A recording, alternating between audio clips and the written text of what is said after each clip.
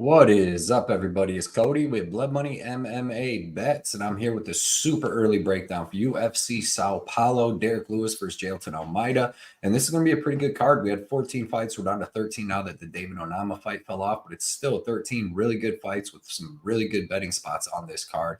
Obviously, the main event I thought was going to be a lot better with Curtis Blades versus Jailton Almeida, but we'll get to see Derek Lewis versus Almeida, which is going to be a good test for Almeida to see what he does with another power puncher like Rosenstruck. I appreciate everybody coming out. If you can, please hit that like button, hit the subscribe button, leave your boy a comment to help with the algorithm. And we're going to do a quick recap of UFC 294. Then we'll get into a whole bunch of stuff. But UFC 294, I went 3-3 for plus 3.4 units, man. Mr. Pay-Per-View showed up and showed out. Needed that. That's 2 winning weeks in a row. My 3 winning bets, I had Mike Breeden at plus 310, one of the first guys on him. I got him at plus 310, put 1.5 units, hit 4.65 units on him, and that fight went exactly how I said. If you go watch all my breakdowns, I said Breeden in the third round's a dog, and Anshul is not. And that's what happened, man. He put that dog on him in the third round. Second winning bet was my second max bet ever, and it was on a underdog. I got Trevor Peek at the underdog prices, plus 5.8 units on him, and he looked good. He went out and grappled. I didn't expect that, but I just knew his opponent was no good, so that was an easy bet. Third winning bet was Dudakova parlayed with Shara, and Dudakova wasn't able to get the grappling going like I thought, but I knew she had the striking to stand with Jinh Frey anyway. So, and Shara looked good, man. He looked good. His wrestling game needs to step it up a little bit, but he looked good. Plus 3 units on that. My 3 losing bets. So I had Dudakova parlayed with Wood, man, and Wood, that fight was weird. He looked good in the first round. He got hurt. He hurt Naimov. It was super close. Second round, Wood lost, and third round, Wood won. But yeah, man, he kept getting kicked in the junk. So I don't know. I think that affected him a little bit, and it should have been a point takeaway. But it is what it is. Lost 3.75 units on that. The second loss was Saeed versus Muin over 2.5. And I don't know who had worse fight IQ, Muin or Magomed Ankalaev. Muin literally was doing decent in the striking, backing him up, shot right in, put his neck in there, man. Saeed has an excellent choke. And the third losing bet was the Volk versus Islam over 4.5, man. And yeah, man, Islam hit him with that head kick, stopped the night real early. So that brings my overall betting record to 288 and 205 for plus 107.5 units. It's been good. It's been going good. 2023, I'm 106 and 84 for plus 30.2 units, and we're going to add on to that this card, man. That's what we do. But yeah, man, 3-3 for plus 3.4 units. I will take that on that card. It was kind of a tough card, so there were the time props were the toughest part. But yeah, man, I appreciate everybody coming out. Like I said, please smash the like button, please leave a comment, please subscribe if you haven't, hit the bell notifications. Layer Cake Discord is free if you want to join up and go talk with people. The link's in the description. There's all different kinds of stuff that everybody talks about, stocks, bets, UFC, everything. So go check it out. Hang out if you want to. Layer Cake Patreon. This is where you're going to get all my extra content. It's $10 a month. You're going to get my early bets. I already have all 5 of my bets in for UFC Sao Paulo and 3 for UFC 295. So I stay on my game on putting in early bets, doing the tape study and beating the line movement, man. We beat a ton of line movement last week, killed it. We've already beat line movement on 4 of my 5 bets for UFC Sao Paulo so far. So if you want to get them early bets, if you want to get my DraftKings lineup, my 10 best bets in order of confidence, all the extra content, there's now a Discord in there. All the extra stuff that's at my Patreon. It's on my Layer Cake Patreon. It's $10 a month. And like I said, it's going to get you all the extra content you need. You're going to get that back tenfold in beating line movement. We had Trevor Peek at plus 145 last week. Like he ended up minus 170, and then he cashed easy money. Got a max bet in for 294. So yeah, 10 best bets, DraftKings, all that. If you want to check that out, link is in the description. Layer Cake Patreon. The giveaway last week for 294, my boy Luigi won it. Listen to this 3-fight parlay. He had Peek, Saeed, and Naimov for plus 7.6 units. It was plus 706. So excellent parlay, excellent win. He already sent me his information. I'm about to send that out. We're going to do a huge giveaway for UFC 295. I got shirts, crazy cards, all that stuff. So I really appreciate everybody that's been participating in this stuff and just participating anywhere. If you want to get my bets throughout the week, I post one a day on my Twitter and my Instagram. Links in the description. That's where you can find me to get my bets throughout the week if you don't want to wait to find them other spots. But yeah, I want to go over some of the wins from my Layer Cake Discord just to show you how good these guys are. They constantly bring in wins, like big winning tickets. So right here we got my boy Snerius hit the Muhammad Makaya by submission in round 3. That was sick, man. $10 paid 120. That's excellent. Then over here he had the parlay. He had Shara, Victoria, Saeed, Hamza, and Islam, man, with the 30% boost. 25 paid 111. That was excellent. Yeah, round 3 submission. He killed it on that Snerius. Sir Walrus, which is a great name, had Mike Breeden on there at plus 285. Trevor Peak, Victoria Dudakova, the over in the mock. Over. Yeah. So I don't think that one hit. My bad on that one. Or did it? I mean, there's 6 fires. What am I missing? Trevor Peak, Dudakova. My bad on that one. I don't know. I'm missing something there. Ethan, he had Trevor Peak, Saeed, Ikram, and Hamza. Excellent parlay. 20 to hit 51. Corral, Mike Breeden. Look at that. Plus 150. Killed it. 700 to win 1,700. That was excellent. Had Shara right here. Nice win with Bashrat got canceled. But look at that. That was a big bet. 2,100. Still won what? A G? That was excellent hits, man. Look at this 9-fight parlay. Magomed, Ankalaev, which got canceled, but Ikram, Saeed, Mohammed, Javid, Trevor Peak, Sadrikas, Dumas, Victoria Dudakova, and Sharapova, man. 9 picks at plus 429. That was an excellent win right there. Huge win.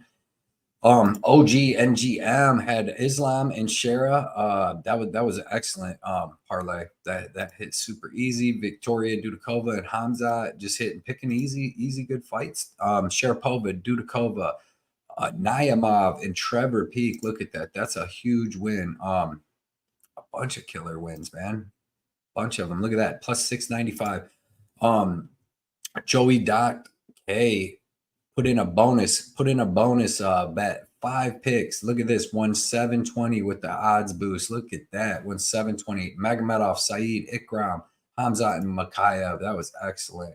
Let's see. Look at this. $20 for Johnny Bonnie 33 to hit 2,400. Sharaput, Mike Breeden, Trevor Peak, Makayev, Saeed, Ikram, Hamza, and Mohammed Naimov. 20 to win 2,400. Killer hit, Johnny Bonnie. Killer hit. That was amazing.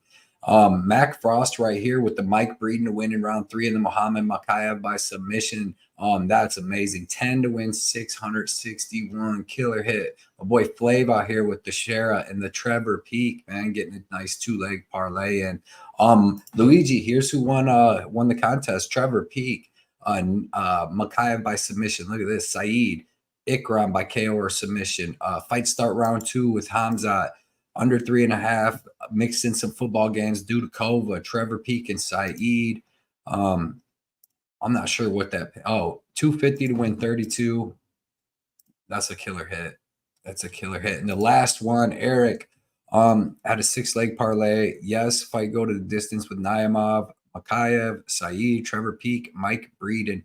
Hit the big one. Risked 1,000 to pay out 17. I think that's what that says, man. That is a crazy hit. So like I said, I like doing these shout outs. I appreciate every single person that comes in and hangs out and participates in the Layer Cake Discord.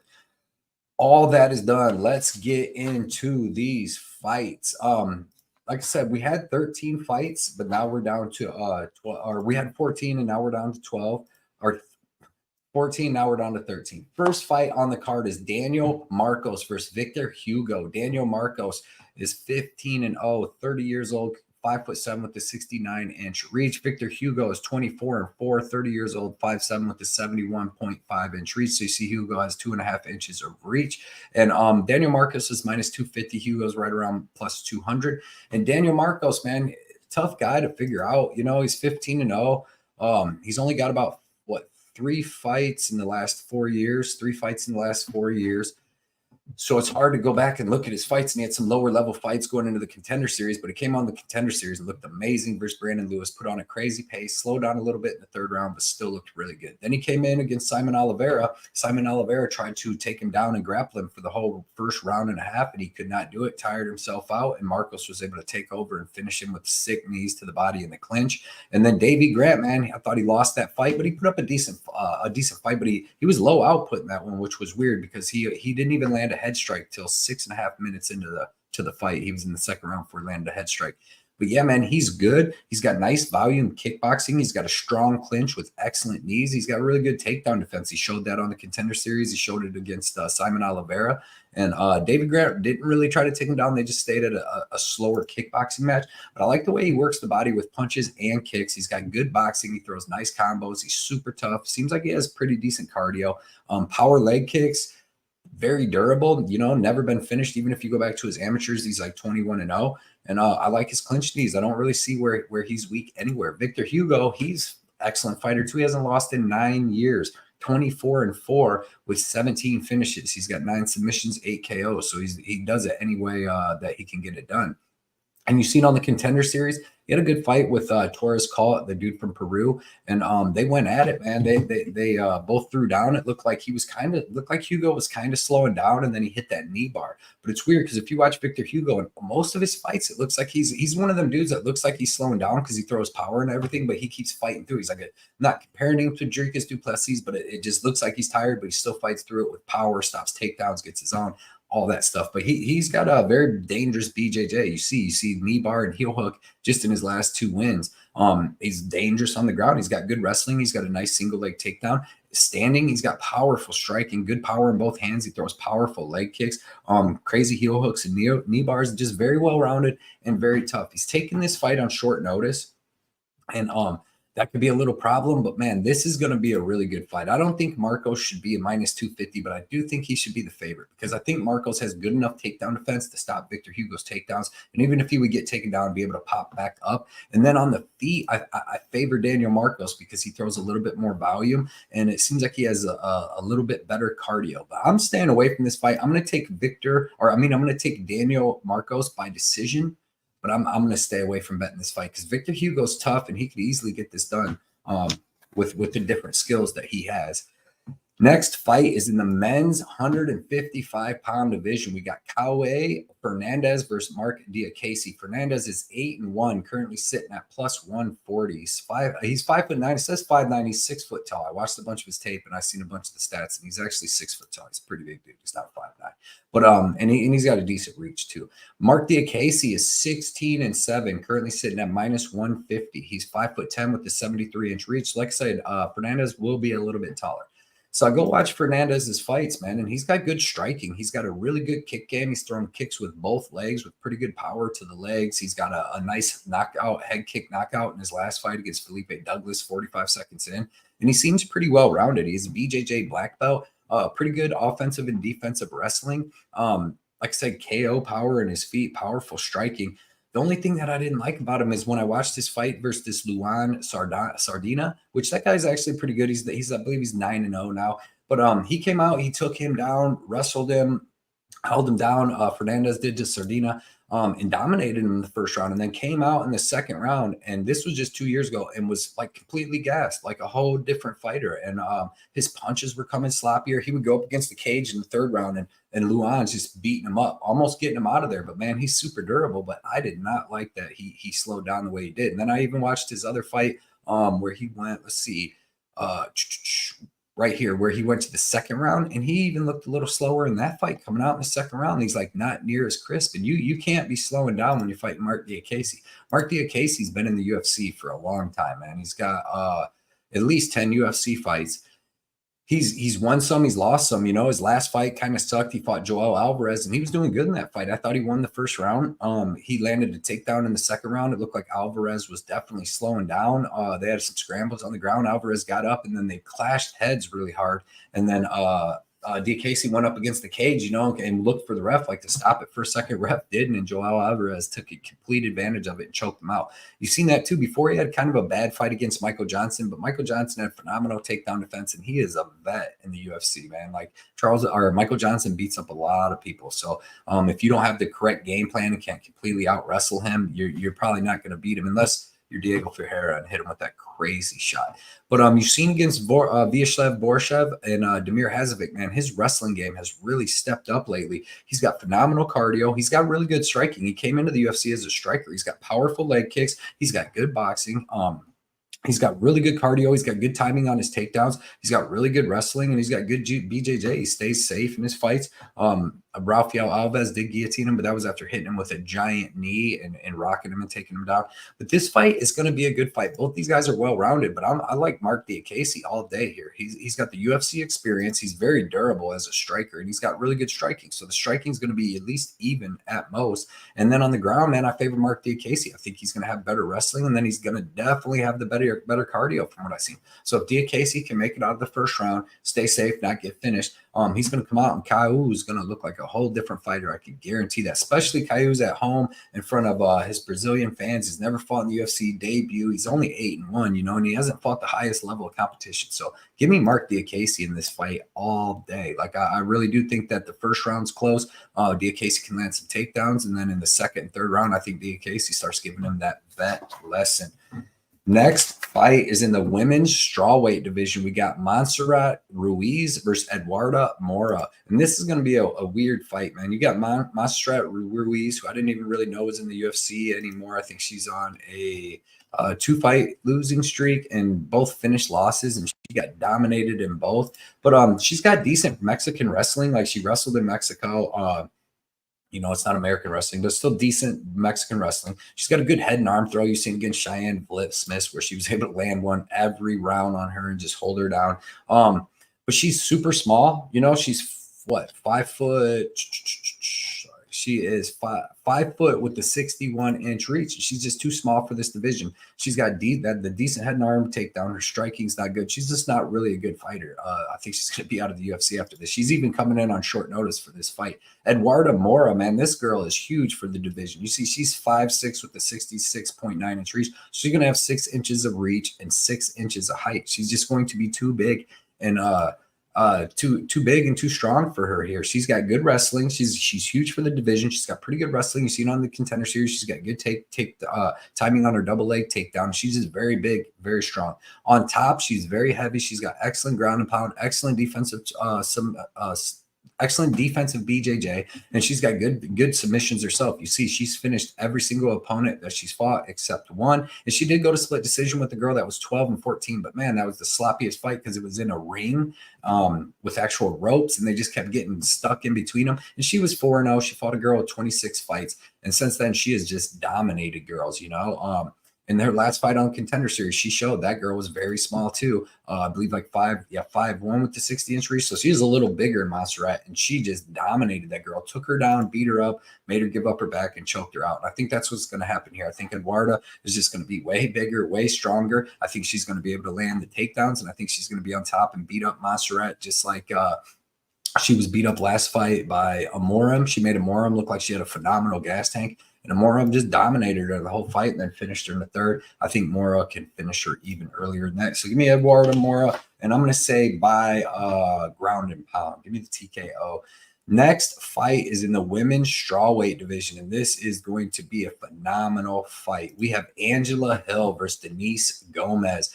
Angela Hill is 15-13, currently sitting at +110. She's 5'3" with a 64.5-inch reach. Denise Gomes is 8-2, currently sitting at -130. She's 5'2" with a 63-inch reach. You see, Angela Hill is 15 years older at 38, where Denise is 23. Angela Hill, she's a vet. She is an excellent fighter. She's a vet. She knows how to use every single different way to win. If she needs to grapple in a fight, she can use grappling. If she needs to keep it standing, she can keep it standing. She knows all the tricks of the trade. Her last fight, she took some big shots against Mackenzie Dern, and I think that was because she was worried about Mackenzie's grappling, so she was taking big shots when she was worrying about defending the takedown, but she survived it as she always has. She's never been TKO'd. She's got 2 submission losses, and one of them was like The last one was years ago. It was against Randa Marcos 4 years ago. And then the one before that was probably 10 years ago. So she's very durable. You've seen she didn't get knocked out or submitted by Mackenzie Dern in bad spots. She's been in there with girls like Amanda Lemos that didn't get knocked out. She's been in there with Jessica Andrade, never got knocked out. Like, she's been in there with really, really, really good girls.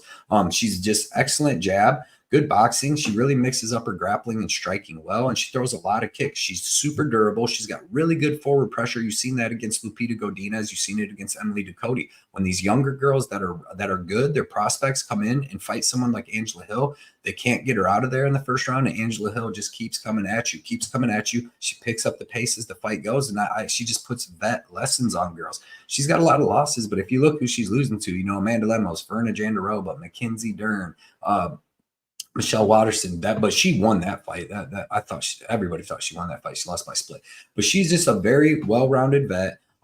She dropped and was hurting Lupita Godinez. You know, she put some real damage on girls, and I just like her whole vet style. Denise Gomes, this girl is a wild chick, man. She got that quick knockout over Yasmin Yahourgi, stood right in the pocket, knocked her out in 20 seconds, man. They came out and just started throwing blows. Yahourgi got dropped, and Gomez was able to finish her. And then she was able to beat Bruna Brazil too. You know, the fight was going her way. It was back and forth a little bit, and then she was able to land that big strike, but she was controlling where the fight was going, and got Bruna Brazil out of there. But before that, you seen her get beat by Loma Lukbumi, and she put up a really good fight, but she got 30-27. You know what I mean? She was out grappled. Her striking looked pretty good, but that was pretty even, and then she was out grappled from there, you know, and that's not really the best look by Loma Lukbumi. So in this fight, man, Denise Gomez is going to be throwing them big old shots. She's so aggressive, powerful right hand, KO power, strong clinch knee. She's got good offensive and defensive grappling. But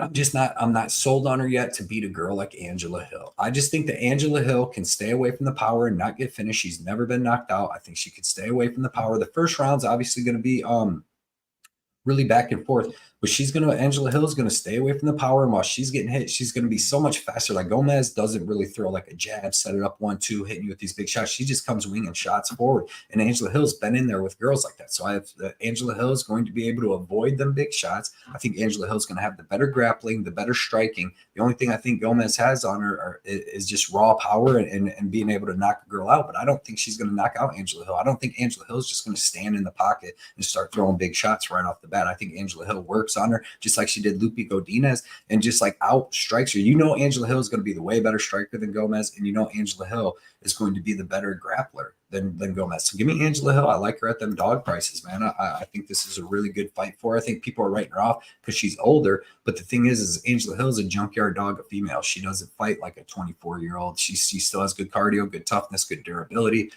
She's a savage. Next fight is in the men's welterweight division. We got Elizue Zaleski versus Rinat Fakretdinov, and this is going to be an excellent fight. Zaleski is 24-7, currently sitting at plus 260. He's 5'11" with a 73-inch reach. He's 36 years old. Rinat is 22-2, currently sitting at minus 340. He's 6 foot with a 74-inch reach. He's 32 years old. So you see Zaleski's 4 years older. Rinat's going to be an inch taller with an inch of reach. So Zaleski, man, capoeira background, but comes in with excellent striking. He's got really, really, really technical, explosive striking. Good boxing, good kicks, powerful leg kicks, excellent knees too, man. He's got really good clinch knees. He's got excellent boxing. His takedown defense is phenomenal. You've seen against Abubakar under Magomedov. I think he landed 1 or 2 takedowns, got maybe 30, 40 seconds of control. He was able to hold him up against the cage a lot, but Zaleski was making him pay when he was getting held up against the cage with knees to the body. Powerful leg kicks and body kicks. The dude's just very, very, very dangerous, you know. Excellent cardio, really good toughness, but he'll be pretty much 37 when this fight starts. And he can be held against the cage. And I just think that a bigger, more explosive guy like Rinat is going to be able to give him trouble, man. Rinat Fakretdinov, you see this dude's got excellent. I mean, I wouldn't say his striking's excellent, but he has good power. You've seen him drop Kevin Lee and then choke him unconscious. He dropped and finished Eric Spicy, ex-UFC fighter, in 1 minute. And he's looking for the takedowns, but it's like, again, like I said earlier, when you're fighting a wrestler and they fake the takedown and come with that overhand right, man, it is game over a lot of times. You even seen that's how Khabib was able to drop Conor McGregor. It's not because Khabib has the cleanest striking. It's because that Conor was expecting a shot and he came back up. But Yeah, this is going to be an excellent one, man. Rinat is a very, very, very good prospect coming up. He's got excellent wrestling. You've seen against Brian Battle where he's just able to take Battle down, hold him down, and beat him up with crazy ground and pound. And Brian Battle is a pretty big guy for 170, and he was able to just beat him up, hit him with power elbows, hit him with excellent ground and pound, and push a pace, push a cardio, rinse and repeat with the takedowns. His jiu-jitsu is excellent. I don't really see too many holes in his game other than his striking ain't great. Like if he fights somebody that he completely can't take down or hold against the cage and they just have to box and they got way better striking, they're going to get him. But in this fight, dude, I got to go with Rinat. A little bit younger, a little bit bigger, and then he sticks to a game plan. He's going to throw some shots with Zaleski. Clinch him up against the cage, and unlike Abu, I feel like Rinat's going to be able to land some takedowns and get some control time here. I don't think he finishes Zaleski though. Zaleski's tough as they come. So give me Rinat Fakretdinov by decision. Next fight is going to be a banger. It's two junkyard dogs. We got Elves Brenner versus Esteban Ribovics at 155. Elves Brenner is 15-3, currently sitting at minus 150. 26 years old, 5'10" with a 72-inch reach. Ribovics is 12-1, currently sitting at plus 110, 27 years old, 5'10" with the 69-inch reach. So you see, same height. Brenner has 3 inches of reach, pretty much same age. Brenner's a year and a half younger.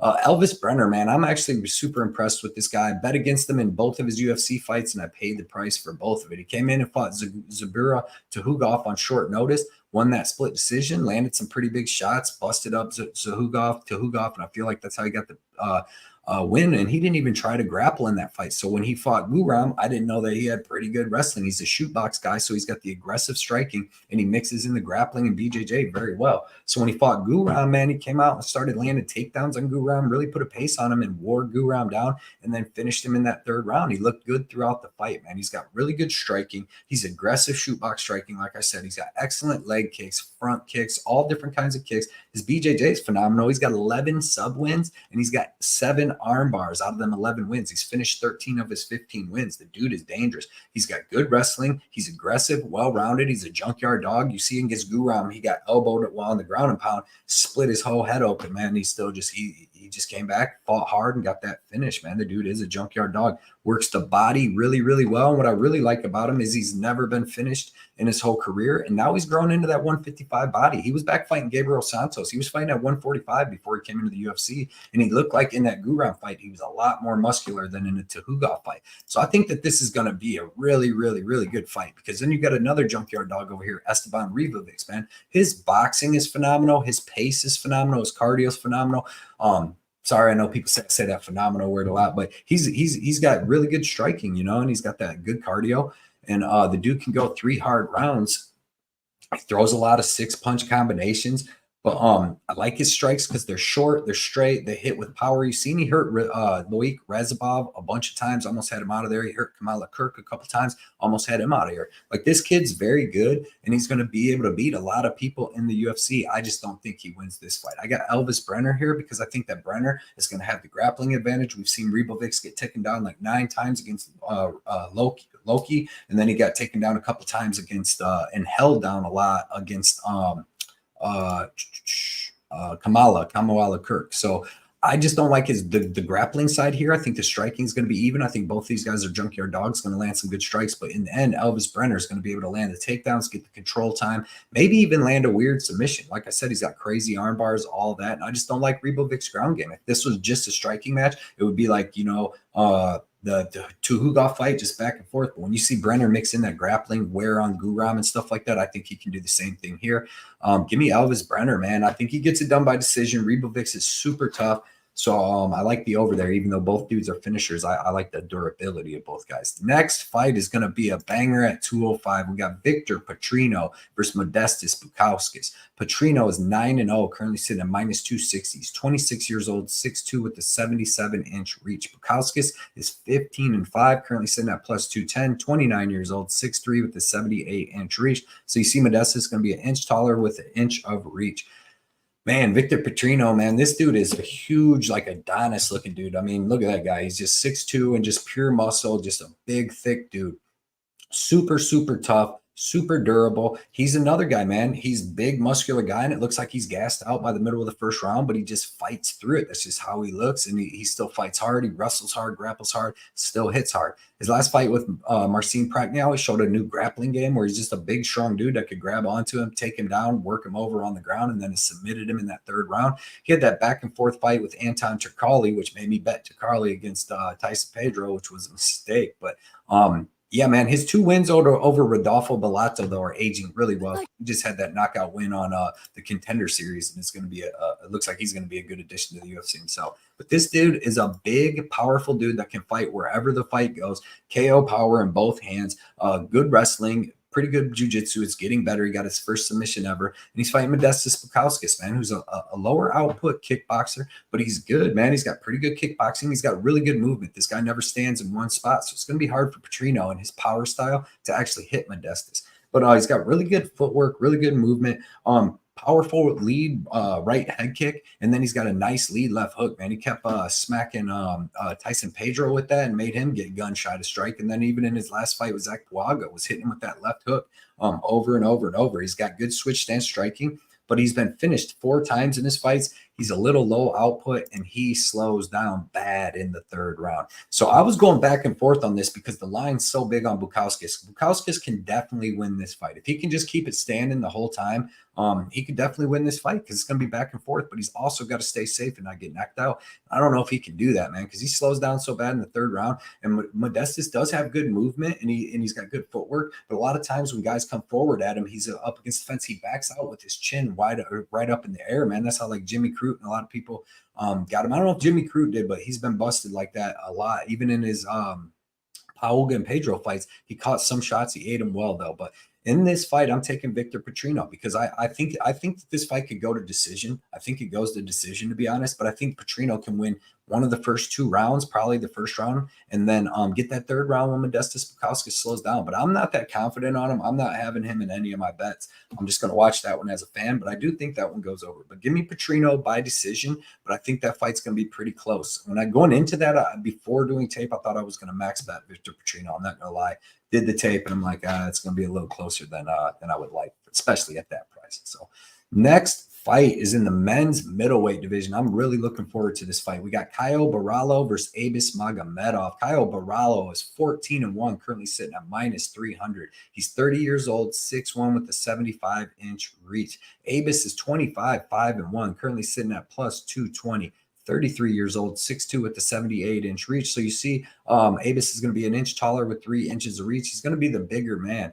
Caio Borralho, man, this kid is a prospect. He's very well rounded, fighting out of Fighting Nerds. He's got a really good striking game that he doesn't show that much. Southpaw striking, really quick head kicks, really quick punches. Just good movement and explosive, but he really doesn't show it that much. He wants to strike a little bit, throw some shots, and then get in and start wrestling. You've seen his last fight against Olenjacek. He got that second round submission, but man, he got beat up bad in that first round when he couldn't land no takedowns. It looked bad. Then in his fight before that with Mohamed Muradov, who is a good fighter, man, they went back and forth, and luckily he got a reversal in the third round that stole the round to get him the unanimous decision. But that was a really good back and forth fight. But he's got super fast southpaw striking, world-class BJJ. He's got one of the best back takes you're going to see. He gets your back, he's taking it for the whole round. Really good timing on his blast double, and he's super strong, super fast, super explosive with it. Fast left head kick, fast straight left. Like I said, grappling and cardio smooth. The kid's really, really good. He's got really good cardio, which he did slow down against Armen Petrosian, though. That was the only one. But like when he takes Petrosian down, Petrosian never stops moving. So that really wears on your gas tank. And actually, in the third round, he couldn't get a takedown, and Petrosian was beating him up a little bit. But Abus Magomedov, man, it's hard to tell what's up with this dude because his striking's so good. He's got KO power with both hands, both feet, super explosive, crazy clinch, really good offensive and defensive wrestling. But he's only fought 3 times in the last 4.5 years, and one was a minute 53 in the second round. Stolfus was 19 seconds. And then we got the Sean Strickland fight where he dominated Strickland in the first round, and then Strickland just came out in the second round, walked him down, and beat the crap out of him. So we really don't know what we're getting. We know he's super dangerous. We know he's well-rounded. We've seen him fight in the PFL, man, where he was able to beat the current champion, Sada Boy Sai, and grappling him. First round was close striking, and then he out-grappled him, showed good cardio for the next 2 rounds, and used his wrestling. So it's hard to tell if just the moment, the pressure of Sean Strickland and all that got to him. But I don't think he really folds like that, to be honest. But in this fight, I'm going to take Caio Borralho by 3rd round sub. All right. I'm not that confident in it. I'm not going to be betting Caio Borralho because Abus could come out here and knock him out real quick. I just, you know what I mean? He could use his wrestling to keep this fight standing where he just pieces up Caio. But I'm going to say after the first round, Abus is going to start slowing down again. And then Caio is going to be able to land some takedowns. And I figure he wears him down in the 3rd. And by the 4th, he's able to. And this is short notice for Abus, too. I want to mention that. So I'm going to say Caio's able to wear him down and get that 3rd round submission. But that's a dangerous fight to bet Caio Borralho because every second of it's going to be dangerous until he wears him down. So, but yeah, give me Caio Borralho, and I can't wait to watch that fight. It's really 2 prospects, you know. Next fight is in the men's lightweight division. We got Ismael Bonfim, the return, versus Vinc from Hell Pachel. Ismael Bonfim is 19-4, currently sitting at -440, 27 years old, 5'8" with the 71-inch reach. Vinc Pachel is sitting at +340, 14-3, 40 years old, 5'10" with the 72-inch reach. So you see Pachel's 2 inches taller with 1 inch of reach, and he's also almost 14 years older than Ismael Bonfim. Ismael Bonfim, man, phenomenal boxing. All right. He comes from a professional boxing background, and he had some amateur fights. He had a couple pro fights. He was like 4-1 or something. He's like 24-2 as an amateur boxer. And when he fights, that's pretty much all he does, man. He's got good hands, excellent switch stance boxing. He does throw some nice leg kicks and body kicks, but he's not throwing too many head kicks. Obviously, he's got a pretty nice flying knee. Terrence McKinney will let you know about that. And he tried that a couple times in that fight, but that's because McKinney always dips his head down to the same side every single time. But really good clinch knees, flying knees. Like I said, he's got really good takedown defense and cardio, unless he's fighting Benoit Saint Denis, who is the god of war and who is the god of war, dude. That motherfucker puts a pace on people. So he got melted in that fight. You know, Benoit came out. I think this is before we all knew exactly how good Benoit was. Hit him with about 50 body kicks, which Bonfim kept blocking with his right arm, you know, and then it just took a bunch of damage, and he ended up getting taken out and choked out in that first round. But before that, looked great against McKinney, and he looked great for the last couple of years, you know, just boxing people up. He hadn't lost since 2014 before that loss, and he's fought some high level guys, you know, 28-3, 12-2, 10-1. And just doing good, you know, showing great takedown defense. He's a very patient shot striker. I would even say low output. But the dude's tough, the dude's dangerous, and he's well-rounded. And he's fighting Vinc Pachel, who we said is almost 41 years old, 3 weeks away, which he will be almost 41 when they fight. But he's a well-rounded, tough guy. You know what I mean? He's got decent striking. He's going to be a lot slower here, but he's got decent boxing. He's got powerful leg kicks. He's got decent power in his hands. Really good offensive and defensive wrestling and grappling, and good jiu-jitsu. You know, Marc Madsen fight was 1-1 going into the 3rd, and then Madsen was able to land the takedown, which I had bet on Pachel, and I thought that he would have the better cardio, but he was taken down in the 3rd, and Madsen was able to hold him down. But I had some good wins against Austin Hubbard and Jim Miller and Roosevelt Roberts when he gets a little step down in competition. And he can control the grappling in them fights too. But in this fight, he's going to be the slower striker. I don't think he's going to be able to take Bonfim down. And I think Bonfim's going to be able to use that boxing and some powerful leg kicks to box up Pachel. I'm staying away from this fight though too. I want to. Bonfim's got to prove to me that he can, because Vinc Pachel is a junkyard dog. There's no doubt about that. He should be there till the end. He's very hard to finish. But Bonfim, if he can handle this assignment and do what he's supposed to do and show a little bit better fight IQ and stuff, I'll definitely be back on the Ismael Bonfim train. But until then, I just watch this as a fan. Might go over too, because like I said, Pachel is so dangerous and Bonfim's low output that I can see Bonfim by decision.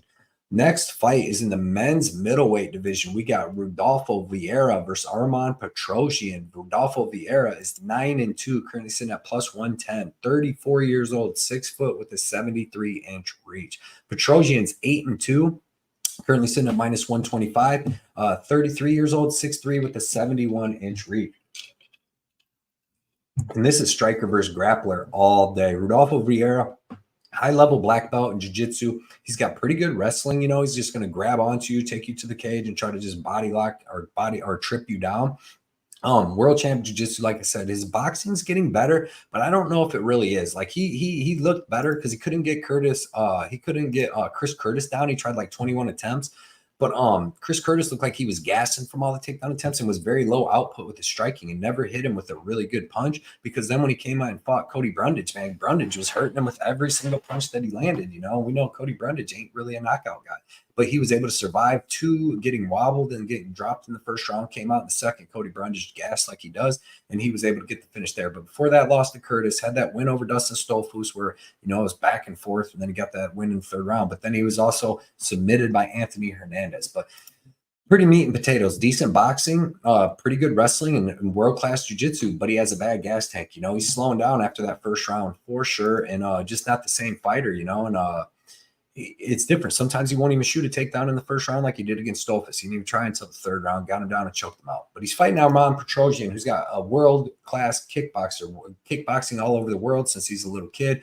Super tough, super durable, really good kick game, man. He uses his legs for leg kicks, body kicks, head kicks more than he does his hands, but he's got good boxing. You've seen against Christian Leroy Duncan, he used that boxing a lot because Duncan was using his legs more. So he was just countering with the boxing, and it looked really, really good, man. His range management's awesome. Really good counter boxing. That's when he uses it. He uses kicks, and then when you come in with your kicks or punches, he counters you with the boxing. And it's really good, man. He's got excellent cardio, and he's got improving takedown D. He did get beat by Caio Borralho, so I could see where that would give some people some thoughts that Rodolfo Vieira is going to be able to win here because they seen what Caio Borralho did. But Caio Borralho, to me, is a way, way better fighter than Rodolfo Vieira. Like, Caio Borralho has explosive takedowns. He has better cardio. He's way faster, and he has way better striking, too. So, and then he just has good cardio. Caio Borralho, keeps up the same kind of cardio basically in the first round as he does in the third round. So that's a whole different fighter. I would have Caio Borralho at probably minus 300 against freaking Rodolfo Vieira. So I'm going to take Arman Petrosian here. I'm going to say that his striking and takedown defense is going to be enough to get the win. I'm going to say he's able to maybe get taken down and survive the first round, but Arman Petrosian does not stop moving on the ground. He's got excellent submission defense. He showed against Borralho, and then he works his way up, and you got to keep taking him down because you don't want to stand with him, and that's going to gas out Vieira. I don't see Vieira getting the submission in the first round here. He's going to gas out, and Arman Petrosian is going to take over at the end of the first and in the second and third and beat up Vieira. I don't know if he finishes him because Vieira is super tough and durable. He can take some shots. You see him against Brundage, but he is going to hurt him a bunch, and he is going to beat him up, man. So give me Arman Petrosian in the super close fight, but I just think Petrosian is going to be the better all-around fighter in this one. Next fight is the rematch at heavyweight that nobody asked for. Rodrigo Nascimento versus Dante Almeida. These guys fought about 3 years ago, I believe, but Rodrigo Nascimento is 10-1, currently sitting at minus 220. 30 years old, 6'2" with the 80-inch reach. Dontel, Johnny K picks favorite fighter Mays is 10-5, currently sitting at plus 180. He's 31 years old, 6'6" with the 81-inch reach. So Nascimento, man, he's improving a little bit. His striking's getting better. He's got good wrestling, pretty good wrestling. He's got excellent jiu-jitsu. Him and Dontel Mays fought back in 2020, so about 3 years ago they fought. And in that fight, it was a pretty good back and forth first round where Nascimento was able to get a lot of cage control, land some decent strikes. Both of them landed some decent strikes, but in the second round, they came out and looked like Mays slowed down a little bit, and that's when Nascimento was able to get the takedown, and then he was able to choke out Dante Mays a little bit after that. It was in the second round, 2 minutes in. But it was a decent fight up until that point. Then he got knocked out by Chris Daukaus, came back, was able to get Alan Baudot out of there, but failed for some type of failed supplement. Came back, got 2 split decisions in a row over Tanner Bowser and Alir Latifi. But he's got good boxing. He throws some power leg kicks, decent wrestling, and really good jiu-jitsu. That's what he wants to do to most people is jiu-jitsu up. Dante Mays, man, he's got pretty good switch stance striking for a big dude. He took the GOAT out, John Jones. His takedown defense is phenomenal. Obviously, he tore the GOAT's pec just trying to take him down. But had that win over Arlovsky, man, hurt my heart when he got that knockout win over Arlovsky in that last fight. The fight before that, Augusto Sakai beat him up for 3 rounds. I had Sakai in that fight very heavy. And before that, lost to Hamdi Abdulwalib, which was terrible because that guy was like 3-1. Only a wrestler, was terrible, and he lost there. His wins are over Josh Parisian, Rocky Martinez, and then Andre Arlovsky in the UFC. But he's fought some decent competition. But he does have powerful kickboxing. He throws a lot of kicks, decent boxing, good spinning stuff, or he'd throw a lot of spinning stuff. Okay, offensive and defensive wrestling. But like I said, the rematch nobody wants. I'm going to take Nascimento here. I didn't bet him again because who knows if the rematch is going to end the same way. They usually don't. So I don't know if I'm going to take anything on Nascimento here, but I do like him to get the submission at some point in that second or third round. But I'll be staying away from these this lower level heavyweight fight. Next fight is the men's co-main event. We got Gabriel Bonfim versus Nicholas Dalby, man. Gabriel Bonfim, 15-0, currently sitting at minus 470, 26 years old, 6'1" with a 72-inch reach. Fighting Nicholas Dalby, 22-4-1, plus 360. 38 years old, 5'11" with a 74.5-inch reach. So you see, Bonfim's going to be 2 inches taller, but Dalby's going to have 2.5 inches of reach, but Bonfim's going to have 12 years age advantage. Gabriel Bonfim, man, this kid is a savage. 15-0. He's got 12 submissions and 3 knockouts. The dude's not, I mean, he's a grappler. He's a phenomenal grappler, but he gets these submissions because he's beating dudes up on the feet, and then they take bad shots, and then he chokes him out. Even though last fight against Trevin Giles, he came in, got the takedown, and choked him out shortly after. The fight with Munir Lazzez did what I said, came forward, hitting him with the bomb, really fast, good boxing, man. His left hook is so good that he made Munir Lazzez, a kickboxer himself, shoot in, choked him out. Trey Waters, that was a good fight. He shot in. They was going back and forth, but I'm really high on Trey Waters. But he was definitely, Bonfim was landing the bigger shots, and then he shot in. Trey Waters got him in a guillotine. He reversed it, turned it into the Von Flu, and got him out of there, which is a very impressive win. But I'm so impressed with Bonfim because he's got fast, powerful boxing. Like I said, his left hook is money. His jab, his left jab, and his left hook are money. His right hand's KO power. His wrestling is good. His jiu-jitsu is like one of the best I've ever seen. Apparently, when he grabs a guy and he's got you on the ground for more than 30 seconds, you're going to sleep. I mean, look at all the different chokes he has. Guillotine, mounted guillotine, Von Flu, Darce, rear naked, arm triangle. He'll hit you with any triangle choke. He's literally hit you with any submission or knock you out. This kid is a star. He's tough. I've seen him go into the third round and knock the guy out. So I'm not worried if he doesn't come out here and finish Dalby in the first round because he's got the cardio to last. Nicholas Dalby is not dangerous at all. Okay, he's 22-4, but he might have had the easiest fight schedule in the history of the UFC for being in here for so many fights. Zach Cummings, Peter Sabata, Carlo Pedroselli out of the UFC for a little bit. Then he comes back with Alex Oliveira, Jesse Ronson, Daniel Rodriguez, Tim Means, Claudio Silva, Warley Alves, Muslim Salikov. Like he only stays in the top 30. You know what I mean? But he's a well-rounded vet. He's got decent boxing. He's got decent offensive and defensive wrestling, good cardio, good toughness, and he's got vet moves to survive. Pretty good speed and movement, but he's never been finished, but he has been finished. Jesse Ronson dropped him and choked him out, but Ronson failed for a drug test. He was on short notice. Same thing with the Ross Houston. So he has been finished, but he is usually super durable. But that's against lower level guys, man. He has never fought a guy like Gabriel Bonfim. Gabriel Bonfim is going to come in, put a pace on Dalby, either knock him out standing up or choke him out. And I like Nicholas Dalby, but I'm so high on Gabriel Bonfim. This kid's the truth. And he's going to the top of 170, man. He's big for 172, you know, and I'm so high on that kid. That's him and Shavkat, man, are my favorite freaking prospects coming up. You got Hamza and you got even Ian Gary and all that, but freaking them dudes right there, man. You give me Shavkat and you give me Bonfim. I just like they finished every opponent that they've ever had. You know what I mean? Every single one by choke, knockout, it doesn't matter. Main event time. We got Jailton Almeida versus Derek Lewis, man. This is a replacement fight. Jailton Almeida was supposed to fight Curtis Blades, but Curtis Blades got injured, so in comes Derek Lewis, man. I don't think Derek Lewis's manager likes him very much, though. Jailton Almeida is 19-2, currently sitting at minus 500. He's 32 years old, 6'3", with a 79-inch reach. Sorry, something in my throat. Derek Lewis is 27-11, currently sitting at plus 380.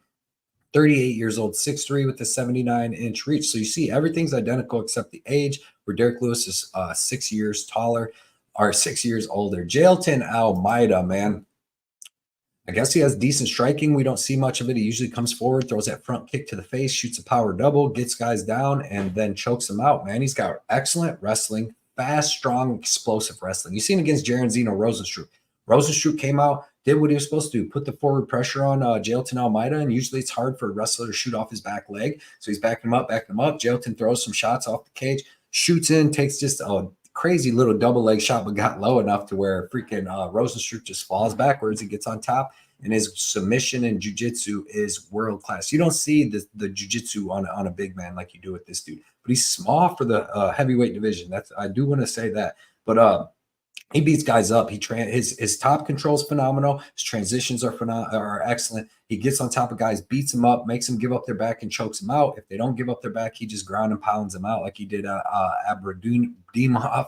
Said that terrible, and all the rest of them. He's rear naked choking, man. And he's just really good at what he does. He sticks to a game plan, and he's going to have to do that here because you don't want to be out there throwing punches with Derek Lewis too much. Jailton threw that front kick to the face to that Shamil Abradimov, whatever that dude's name is, and he hit him with a hard left hook. Jailton took it, but I don't think he'll take it against Derek Lewis, so you have to be careful with that. Derek Lewis, man, we know what this dude does. He's the knockout king, most knockouts in UFC history. He throws a crazy, powerful right hand, very low output. Apparently, he has a phenomenal flying knee. Got Marcos Rogério de Lima out of there with that in 33 seconds. I lost some money to that crap. But you seen in the fight before that, man, against Sergey Spivak, he has trouble with grapplers. Guys that can take him down with good jiu-jitsu, man, are his kryptonite. Him, Sergey, and Daniel Cormier made it look really, really, really easy against Derek Lewis. A lot of times Derek Lewis was fighting and guys would try to take him down, wear themselves out, and then he would get back up and beat him up. But them are guys like Blagoy Ivanov and Alir Latifi. You know, they don't have the jiu-jitsu. They got wrestling, but they don't have the jiu-jitsu.